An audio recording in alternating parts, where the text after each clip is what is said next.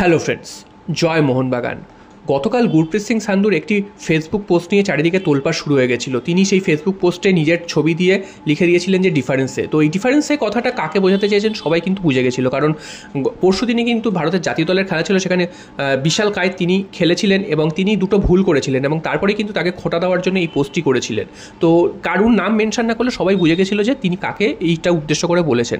তারপরে কিন্তু চারিদিক থেকে নিন্দার ঝড় উঠেছে, কারণ গুরপ্রীত সিং নিজেই কিন্তু যথেষ্ট খারাপ গোলকিপিং করেছেন এ মরশুম এবং গত মরশুমে, এবং ভারতকে অনেক ম্যাচে তিনি কিন্তু গোল খাইয়েছেন নিজের ভুলে।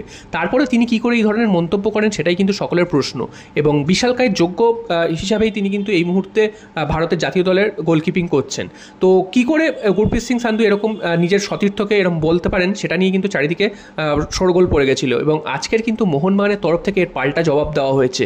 বিশালকায়েতের কয়েকটা সেভের ছবি দিয়ে লেখা হয়েছে যে বহুত জ্যাদা ডিফারেন্সে। তো এটা কিন্তু একটা আনোয়ার আলীও এরকম একটা মন্তব্য করেছিল, তারপর তো সেটা ইতিহাস হয়ে গেছে যে আনোয়ার আলীও সেই জবাবটা পেয়ে গেছে যে কতটা ডিফারেন্স, যে মোহনবাগানের সাথে ইস্টবেঙ্গলের এখন কতটা ডিফারেন্স সবাই দেখতে পাচ্ছে।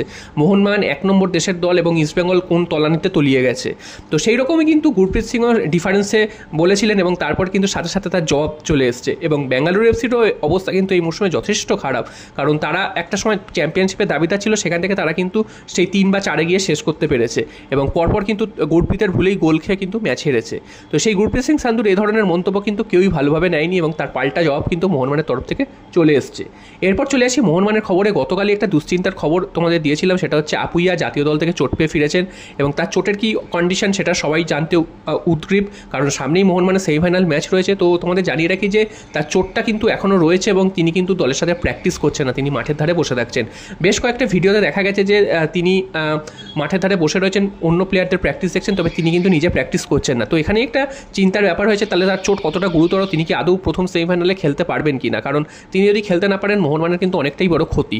একে তো মনভীর সিং চোট পেয়ে বসে রয়েছেন, যদিও শোনা গেল যে আজকে তিনি হয়তো হালকা অনুশীলন করেছেন প্লেয়ারদের সাথে, তবে এখনও যে তিনি পুরোপুরি সুস্থ বা খেলার মতো জায়গায় আছে তা কিন্তু নয়। তো এরকম একটার পর একটা প্লেয়ার যদি চোট পেয়ে বেরিয়ে যায়, সেক্ষেত্রে মোহনবাগানের অবস্থা তো খারাপ হয়ে যাবে, এবং সেমিফাইনাল ফাইনাল ম্যাচ সেখানে মোহনবাগান কী করবে, তো এটা নিয়ে কিন্তু একটা দুশ্চিন্তার ব্যাপার আছে।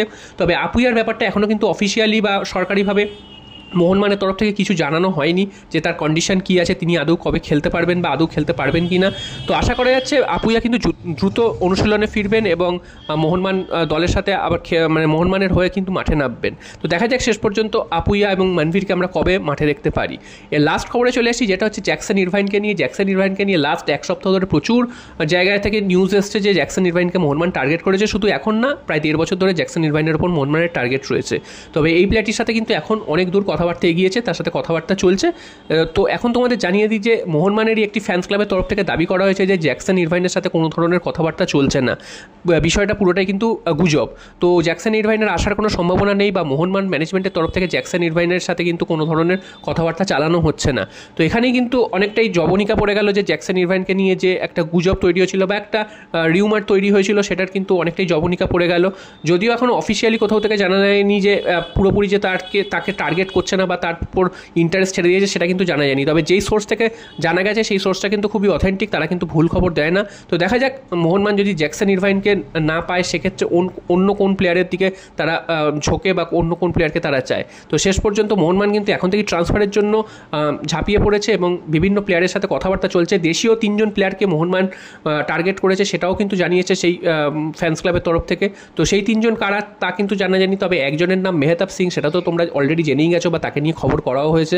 তো বাকি 2 জন কারা সেটা এখনও বোঝা যাচ্ছে না। তো তাদের সাথে কতদূর কথাবার্তা এগিয়েছে সেটাও জানা যাচ্ছে না। যখনই তোমাদের জানতে পারবো তোমাদের সাথে সাথে আমি জানিয়ে দেবো।